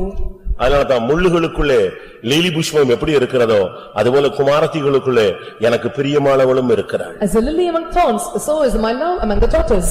இந்த குமாரத்தி தான் உன் வீட்டுல இருக்கிற பிரதரு, சிஸ்டர், அக்கா, அண்ணன், தம்பி, மனைவி, புருஷன், பிள்ளை, இவங்க எல்லாம் இந்த குமாரத்திகள் தான். And these all daughters are none but, and they are the brother, sister, the children, all. யாருமே உன்னைய குத்தலன்னா முள்ளு போல புருஷன் குத்துவான். ஒரே வார்த்தை, அதுக்கு முன்ன அன்னைக்கு முழுசு நீ சாப்பிடவே மாட்ட. If none pricks you, and husband may prick you like a thorn, and the whole day and you cannot eat. இல்ல மனைவி ஒரு வார்த்தை சொல்லுவா, அதோட நீ 3 நாள் வீட்டுக்கே போக மாட்ட. And the wife may utter a word, and for 3 days and you will not go to your house. இல்ல உன் பிள்ளைங்க உனக்கு கீழ்ப்படிய மாட்டாங்க, அது ஒரு முள்ளா மாறும். Your children will not obey, and they will turn as a thorn. உன் பிள்ளைங்க நல்லா படிக்காது, நல்ல ரிசல்ட் வாங்காது, நீ செலவழிச்ச காசெல்லாம் வீணா போயிடும், நீ அந்த பிள்ளைய பெற்றதுக்காக மனஸ்தாபப்படுவ, அதுதான் முள்ளு. Your children not study well not, and you are not educated, and for the amount they have spent for them, and you become a thorn to them, you will cry and grieve about them. இன்னைக்கு உன் நிலவரம் என்ன? And what is your state today? உனக்குள்ள இருக்கிற முள்ளுகளை நீ விளங்கிக் கொள்வாய் என்று நான் விசுவாசிக்கிறேன். I believe that, and you will understand the thorns in you. ஆண்டவர் சிலருக்கு புத்தி வர்றதுக்காக சில முள்ளு வைக்கிறாராம். And for understanding, the Lord have given thorns to some persons. ஆண்டவர் பாருங்க என்னெல்லாம் வச்சிருக்கிறார். And see what the Lord have kept. உனக்கு புத்தி வர்றதுக்காக சில நேரத்துல முள்ளு விடுறார். And to you have to receive the understanding, the Lord have given thorns to you. நியாயாதிபதிகள் 16ஆம் அதிகாரம், 8ஆம் அதிகாரம் 16ஆம் வசனம். Judges chapter 8 verse 16. பட்டணத்தின் மூப்பரை பிடித்து வனாந்தரத்தின் முள்ளுகளையும் நெரிஞ்சில்களையும் கொண்டு வந்து அவைகளால் சுக்கோத்தின் மனுஷருக்கு புத்தி வர பண்ணி. எப்படி முள்ளுகளை கொண்டு வந்து அந்த முள்ளுகளை வச்சு சுக்கோத்தின் மனுஷருக்கு யோசுவா என்ன கொடுத்தான்?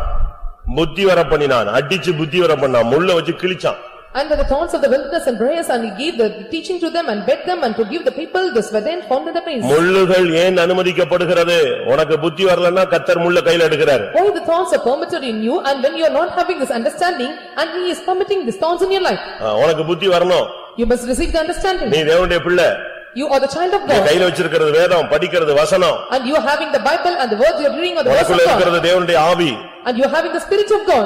இந்த மார்க்கத்துல வந்துட்ட பிறகு நீ புத்தி இல்லாம போக கூடாது. After coming to this this religion, and you should not be void of understanding. அறிந்தோ அறியாமலோ நீ அகங்காரம் கொள்வாய். And knowingly or unknowingly you will entangle the snare. உன்னுடைய ஜீவிதத்தில் நீ உயர்த்தக்கூடிய ஒரு சூழ்நிலை வரும். And some situations may come in your life that may you exalt அதனால yourself. கர்த்தர் என்ன செய்றாரு? இந்த முள்ள அனுப்புறாரு. அப்பதான் உனக்கு ஸ்தோத்திரம் ஸ்தோத்திரம் ஸ்தோத்திரம்னு உட்கார ஆரம்பிச்சிரு. So the Lord has sent the thorns in your life, and then we keep praising God and keep silent and sit. சும்மா எவ்வளவு பெரிய பலூன் ஊதி வச்சிருந்தா போதும், ஒரு முள்ளு குத்துனா போதும், அமைதி ஆயிடும். கஃப்னு of.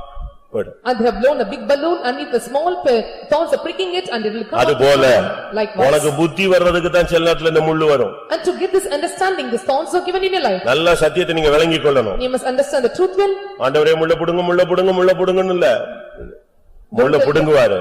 And don't tell that the Lord have to pluck your thorns, and he will pluck your thorns. ஏன் அனுமதிச்சார்னு கண்டுபிடிச்சு பாரு. Identify and why the Lord have permitted. உனக்கு புத்தி வர, சுக்கோத்தின் மனிதர்களுக்கு புத்தி வர பண்ணும்படியாக அந்த முள்ளுகளை எடுத்து உபயோகித்தான். And with them that he thought that the men of Sabbath, and they have to get this understanding, and the Lord have given the thorns and briars in their life.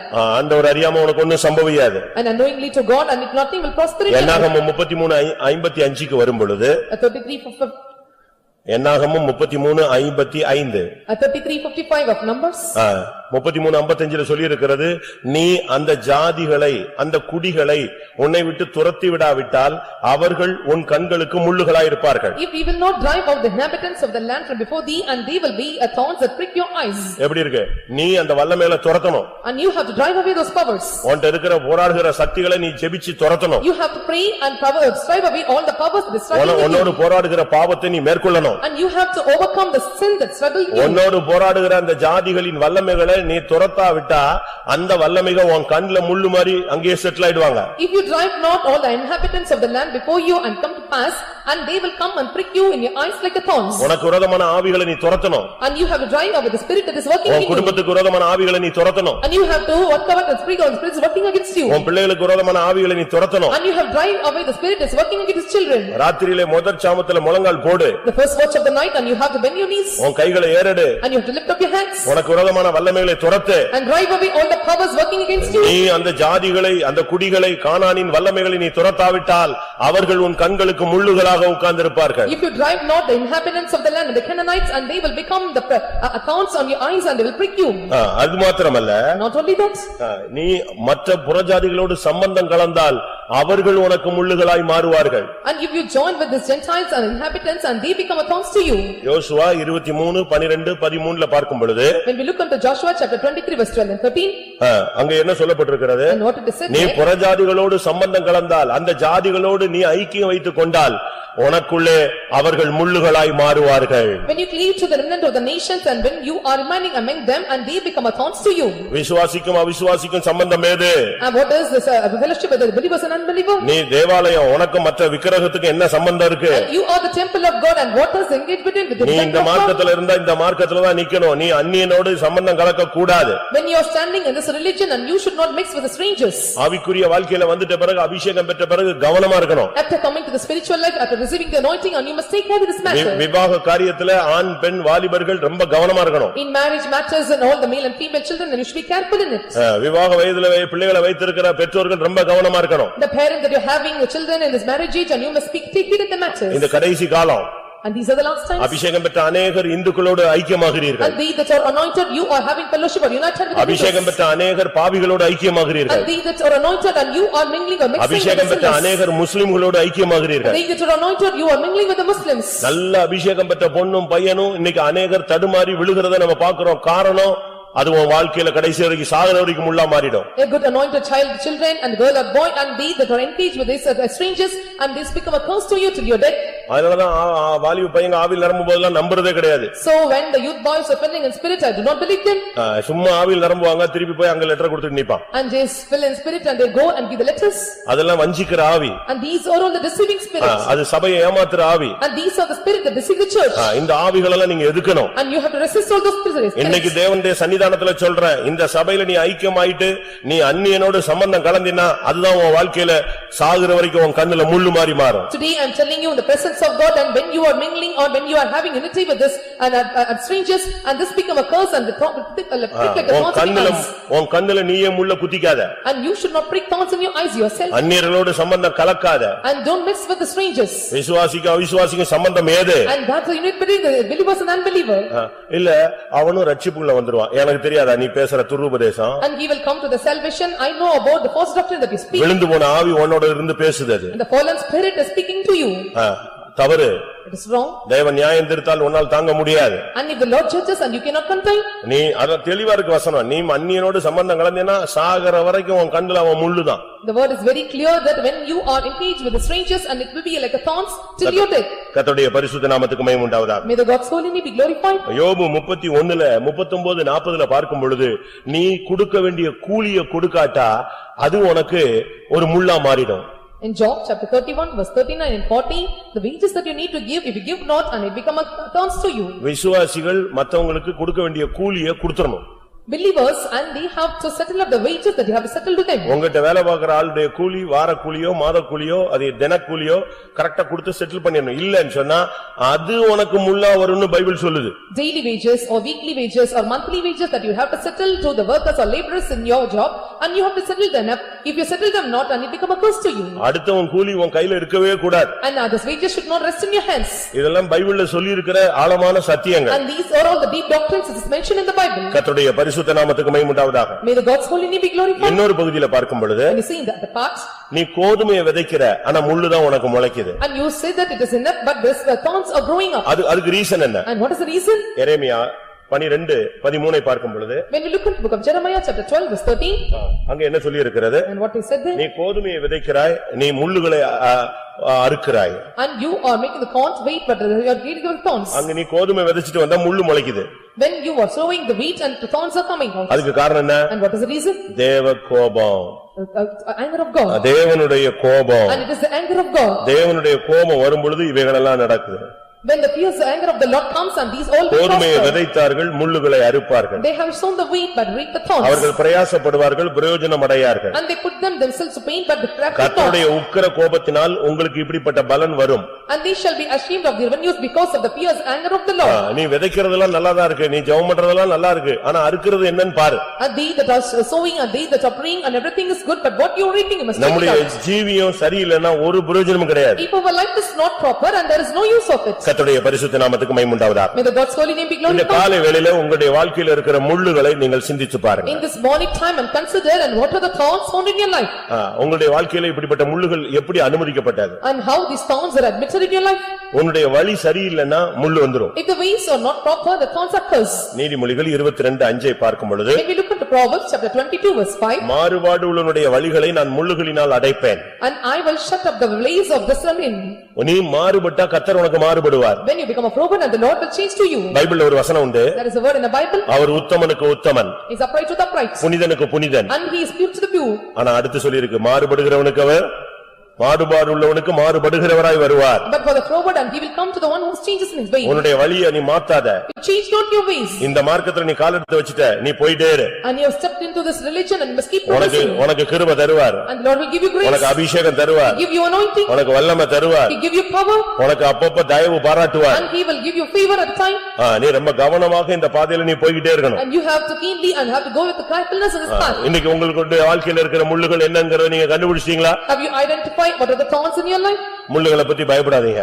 And don't think fear about the thorns. இப்ப எவ்வளவு advance வந்துருச்சு அதனால ஈஸியா முள்ள புடிங்கிடலாம். And there were many advancements have come and you can easily pick out the thorns. முந்திலாம் முள்ளுகள் குத்திருச்சுனா எடுக்க முடியாது. And if it was in the before days it was pricking you, you cannot அத pick it out. முள்ளால தான் எடுக்கணும்னு எடுத்துக்கிட்டு இருப்பான். இந்த முள்ளு போய் அடுத்து ஒரு சைடுல ஒடிஞ்சு உள்ள உட்கார்ந்துக்கும். And they will take that, tell that and the thorns will be taken out the thorns. இப்ப அப்படி இல்ல. But it is not like this now. உன் பாடியில எங்க முள்ளு இருக்குன்னு கரெக்ட்டா கண்டுபிடிச்சிடலாம். And they can identify where the thorns. இப்ப நான் சொன்ன வசனத்துல நீங்க கண்டுபிடிச்சிருப்பீங்க நான் விசுவாசிக்கிறேன். I believe that and you have identified to the word of God.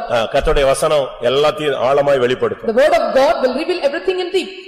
Bible சொல்லுகிறது. Bible says. இந்த முள்ளுகளுக்குள்ள இருந்தாலும் நீ பயப்படாத. If you are inside the thorns and do not fear. இந்த உலகமே முள்ளுகள் தான். And this world is full of thorns. எசேக்கியேல் 2:6க்கு திரும்பி வருவோம். And let us come back to Ezekiel chapter 2 verse 6. எசேக்கியேல் 2ஆம் அதிகாரம் 6ஆம் வசனம். Book of Ezekiel chapter 2 verse 6. மனுபுத்திரனே நீ அவர்களுக்கு பயப்பட வேண்டாம், அவர்கள் வார்த்தைகளுக்கும் அஞ்ச வேண்டாம். நெரிஞ்சில்களுக்குள்ளும் முள்ளுகளுக்குள்ளும் நீ தங்கியிருந்தாலும், நீ தேள்களுக்குள் வாசம் பண்ணினாலும், நீ அவர்கள் வார்த்தைகளுக்கு பயப்படாமலும். நீ பயப்படாத, கலங்காம இரு. Do not fear, do not be எத்தனை முள்ளுகள் உன்னை சுத்தி இருந்தாலும் நான் உன்னோடு இருக்கிறேன். And whatever the thorns may around you and I am in your midst. உனக்கு விரோதமாய் பலவிதமான முள்ளுகள் இருக்கலாம். There may be many kind of thorns in you.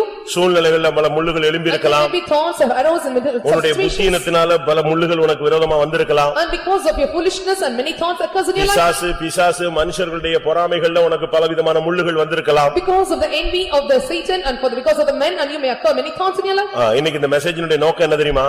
No, what is the purpose of this message? உன்னுடைய முள்ளுகளை பத்தி உனக்கு விளக்கம் கொடுக்கிறது மாத்திரமல்ல. Not only giving the explanation about the thorns. நீ முள்ளுகளுக்கு பயப்படாத. And you should not fear for the thorns. இந்த முள்ளுகள் எல்லாம் கர்த்தர் மாற்ற வல்லமை உள்ளவர். God is well able to change all kind of thorns. அது எந்த முள்ளா இருந்தாலும் சரி. And whatever the thorns it may be. பவுலுக்கு கண்ணுல இருந்து தண்ணி வடிஞ்சிட்டே இருக்குமா? And for Paul and he used to have the water comes out of the tears. அவனுக்குள்ள எப்பவும் தண்ணி வடிஞ்சிட்டே இருக்கும். And water comes out of his eyes. அதனால கலாத்தியர் சபையார் சொன்னாங்க நாங்க வேணா எங்க கண்ணை வேணா நினைச்சு தரோம். எங்க கண்ணை உங்களுக்கு பிடுங்கி தரோம்னு சொன்னாங்க. The church of the members of the Galatians told that and we will pluck out the eyes and give to you. எப்படிப்பட்ட ஜனங்கள்? What kind of people? ஒரு ஊழியக்காரனுக்காக எங்க கண்ணை நாங்க பிடுங்கி தரோம்னு சொன்னாங்க. And they are telling for the sake of the servants of God and we are able to give our eyes to. ஆனா பவுல் சொல்லுகிறார் எப்பாபிராத்தீத்துவுக்கு இறங்கினவர் எனக்கும் இறங்கினார். And he who have mercy towards the Epaphras and he will have mercy towards அந்த முள்ளு புடுங்கப்பட்டது. And that thorn was plucked out. எல்லாவற்றுக்கும் கடைசியாக At last finally. எசேக்கியேல் 28:24 இதுதான் உங்களுக்கு கொடுக்கிற promise. At 28:24 of Ezekiel and this is a promise the Lord gives to you. இஸ்ரவேல் வம்சத்தாரை இகழ்ந்த அவர்களுடைய சுற்றுப்புறத்தாராகிய அனைவரிலும் இனி தைக்கிற முள்ளும் நோவு உண்டாக்குற நெரிஞ்சிலும் அவர்களுக்கு இராது.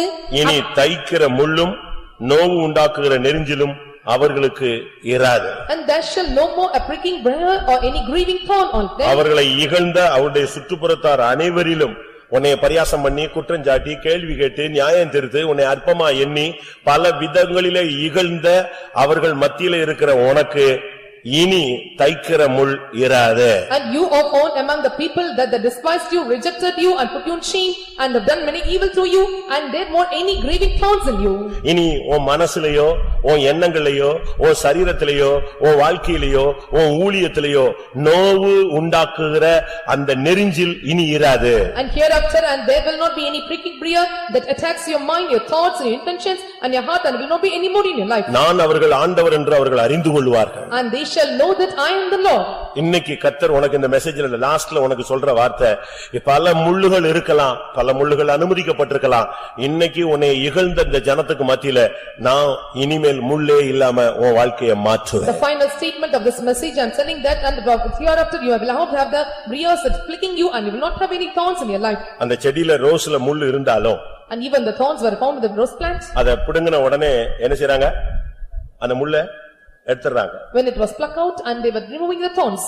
அதுதான் அதனுடைய beauty. And that is the beauty of the rose. அதுக்கு பிறகு அந்த முள்ளுக்கு என்ன வேலை இல்ல, அந்த செடியில வேலை கிடையாது. Then after there is no use of the thorns in the plant. அது இனிமே வாசனை வீசக்கூடியதா மாறப் போகுது. And it is going to become the one. அதுபோல இன்றைக்கு இந்த ஆராதனையில கடந்து வந்திருக்கிற தேவனுடைய ஜனமே, and you people who participate in this worship, கர்த்தர் உனக்கு சொல்லுகிறார், உன்னுடைய முள்ளுகள் எல்லாம் உனக்கு வெளிப்படுத்திட்டார். The Lord is telling and the Lord has revealed all the thorns to you. ஏன், எப்படி, எதற்கு என்ற கேள்விகளுக்கெல்லாம் உனக்கு பதில் இப்ப கிடைச்சிட்டு நான் விசுவாசிக்கிறேன். I believe why, how and what is the reason and you have got the answers for all your questions. இப்ப யாருமே முள்ளு இல்லைன்னு சொல்ல முடியாது. ஏதோ ஒரு முள்ளு உனக்குள்ள இருக்கு.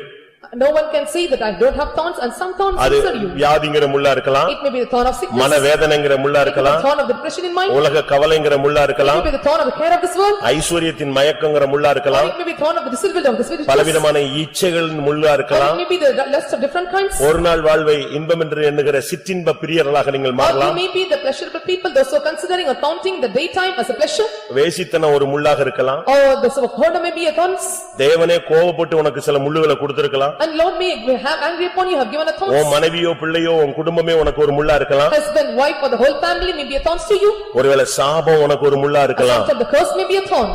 ஒருவேளை உனக்கு புத்தி வர்றதுக்கு கர்த்தர் முள்ள கொடுத்திருக்கலாம். Or sometimes the Lord has given you a thorn to give out understanding. நீ உன்னுடைய உனக்கோடு போராடுகிற வல்லமையில துரத்தாவிட்டா அதுவே முள்ளு போல உட்கார்ந்துட்டு இருக்கலாம். If you drive not the powers that is struggling you and that may sit you like a thorn in you. இன்னைக்கு எந்த முள்ளு இல்லாம கர்த்தர் உன்னை மாத்த போகிறார். The Lord is going to change you that no more thorns in you. ஒரு கன்வென்ஷனுக்காக ஒரு கிரவுண்ட் எடுத்தோம். In one place I took a ground for to conduct a convention. அது ஒரு முள்ளுக்காடு. And it was a land thorns. Maximum சுத்தப்படுத்திட்டோம். And at maximum we have cleaned around the place. திரும்பவும் முள்ளு இருந்துச்சு. Again there were some thorns in the places. கூட்டம் நெருங்கிடுச்சு. And the meeting is coming now. என்ன பண்றது? I don't know what to do. எப்படி அவ்வளவு முள்ளு எடுக்கிறது? How to take away all the thorns. ஒரு விசுவாசி சொன்னாரு, எல்லா விசுவாசியும் வர சொல்லுங்க, One believer எல்லாரும் செருப்பையும் கழட்டிட்டு உள்ள நடக்க விடுங்க, அவ்வளவு ஒரு கால்ல என்ன குத்திரும், இருக்கிற முள்ளெல்லாம் குத்திருச்சுன்னா எடுத்துடலாம். And one believer said me and you called all the believers to come and work here and when they were walking with slipper and all the prick thorns will prick their எல்லாரும் slippers. செருப்பு கழட்டிட்டு கிரவுண்ட்ல ஒரு round விட்டீங்கன்னா போதும், அவ்வளவு வெறும் கால் வச்ச உடனே சப்பு சப்பு சப்புன்னு குத்தும், அவ்வளவு எடுத்துடலாம். And when asking all them to remove the slippers and the thorns may prick their legs and we can take away all the thorns. இப்ப கண்ணை மூடுங்க பார்க்கலாம். Now let us close our eyes. இப்ப ஆண்டவரே முள்ள புடுங்கறாரா இல்லையான்னு பாப்போம். Now let us check whether the Lord is pricking your thorns. ஒன்னு நீ புடுங்கணும், You have to pluck the thorns இல்ல ஆவியானவர் or புடுங்கணும். the Spirit of God must pluck your thorns. கூட்டம் முடிஞ்சு நீ வெளியும் போது உனக்குள் இனிமேல் தைக்கிற முள்ளும் நோவு உண்டாக்குற நெரிஞ்சிலும் இராதுன்னு வார்த்தையோடு நீ வெளியே போகணும். At the end of the meeting and you must receive the word and there shall no more pricking briar or any grieving thorns in you. முள்ளுகளும் இனிமே என் வாழ்க்கையில வேண்டாம், நான் பார்த்துக்கிட்டேன் தெரிஞ்சுக்கிட்டேன், பட்ட பாடு போதும், முள்ளுகள் எல்லாம் இனியோட முடியணும்னு சொல்றவங்க கண்களை மூடி முழங்கால் போடுங்க. Those who are telling that I have suffered a lot because of the thorns, I have waited many sufferings and those who are telling this close your eyes and bend our knees now. எதை பத்தி நீ பயப்படாத. And do not fear about anything. கர்த்தர் உனக்கு promise பண்றாரு. And the Lord is promising you. புறஜாதியார் உங்களை இகழ்ந்த உங்களுடைய சுற்றுப்புறத்தார் மத்தியிலே இனி தைக்கிற முள் உனக்கு இராது. And there shall not be any grieving thorn, all of them, the round of them, despise them and they know about you. உனக்கு வேதனை உண்டாக்குகிற நெரிஞ்சில் இனி இராது. And there will not be any pricking prayer that pricks you. இந்த வாக்குத்தத்தம் எனக்கு நிறைவேறணும்னு சொல்றவங்க உங்களுடைய வலது கையை உயர்த்துங்க பார்க்கலாம். And those who are telling this promise to be fulfilled in me, lift up your right hand. ஆமென். கிறிஸ்தவ வாழ்வில் முள்ளுகள் உண்டு. And there may be thorns in the Christian life. அவைகள் அனைத்தையும் இயேசு சிலுவையிலே ஏற்றுக்கொண்டார். And Jesus took everything upon the cross. இன்னைக்கு நம்முடைய அறியாமையில புத்தியினங்கள்ல பல காரியங்கள்ல நம்ம முள்ளுகளுக்குள்ள சிக்கிக் கொள்ளுகிறோம். Unknowingly or foolishness because of that and we are entangled in such kind of thorns. நீ பயப்படாத. Do not fear. இன்னைக்கு இந்த கூட்டத்தோடு கர்த்தர் சொல்லுகிறார், இனி தைக்கிற முள் இராது. Today the Lord is telling in this meeting and there shall be any bear in இனி the நோவு thorns. உண்டாக்குற நெரிஞ்சில் இராது. And there shall not be any pricking for bear in you. நான் ஒரு 5 நிமிஷம் டைம் கொடுப்பேன். I give you 5 minutes time. இந்த 5 மினிட்ஸ்க்குள்ள ஒரு அபிஷேகத்துல உனக்குள்ள இருக்கிற முள்ளுகள் எல்லாம் பிடுங்கி வெளியே எடுக்கணும். With this 5 minutes time and you have to take away all the thorns in you through anointing. நான் இப்பொழுது சொன்னேனே, I told you now. இந்த வசனங்களின் அடிப்படையில எனக்குள்ள பல முள்ளுகள் தைத்திருக்கிறதை உணர்கிறேன்னு சொல்றவங்க கை வைத்துங்க பார்க்கலாம். Depending upon these verses and I believe that some thorns are pricked in me. அது சூழ்நிலைகள்ல குத்தி இருக்கலாம், It may be pricked you in situations. நம்முடைய புத்தியினத்துல வந்திருக்கலாம், Or it being because of the foolishness. நம்முடைய அவசரத்துல Or வந்திருக்கலாம், because of our hastiness. நம்முடைய துணிந்து உள்ள இறங்குனதுனால சில முள்ளுகள் குத்தி And இருக்கலாம். because of the presumptuous act that we have done and you have entered into us. முள்ளுகள் இருக்கிறதை நீங்கள் உணர்கிறீர்கள். And you are feeling that the thorns is in you. அதுவே நல்ல ஒரு சிக்னல் தான். And it is a good signal to you. இது கர்த்தர் உனக்குள்ள முள்ளுகள் எல்லாம் வெளிப்படுத்தியாச்சு. Today the Lord have revealed all the thorns to you. அது உன் மனச குத்தி இருக்குதா, உன் ஊழியத்தை குத்தி இருக்குதா, உன் வருங்காலத்தை குத்தி இருக்குதான்னு உனக்கு தெரியும். It may prick your mind or your ministry or your future life and you know it. இப்ப 11:45 அது பிடுங்குற நேரம். This is a time by 11:45 to pluck it out. இதை ஒரு ஆபரேஷன் தியேட்டர் மாதிரி எடுத்துக்க. And consider this as an operation theater. ஆவியானவர் உள்ளே இறங்கி உன் மனதில சரீரத்தில ஆவியில இருக்கிற எல்லா முள்ளுகளையும் பிடுங்கட்டும்.